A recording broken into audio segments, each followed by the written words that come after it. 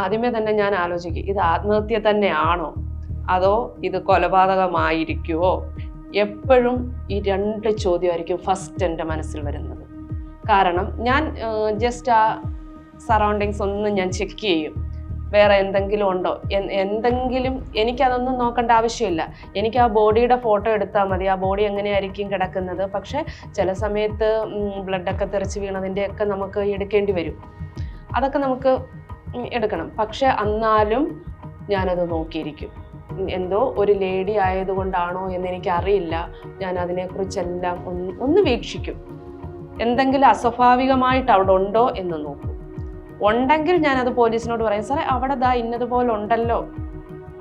ഞാനത് അതാ സാറേ അവിടെ ഉണ്ട് എന്ന് പറയത്തില്ല, ഉണ്ടല്ലോ എന്ന് ഞാനൊന്ന് പറഞ്ഞേക്കും. അവർ കണ്ടില്ലെങ്കിൽ വെച്ച് കഴിഞ്ഞാൽ ചിലപ്പോൾ അതൊരു കൊലപാതകമായിരിക്കാം. അത് ഞാൻ ശ്രദ്ധിക്കാറുണ്ട്.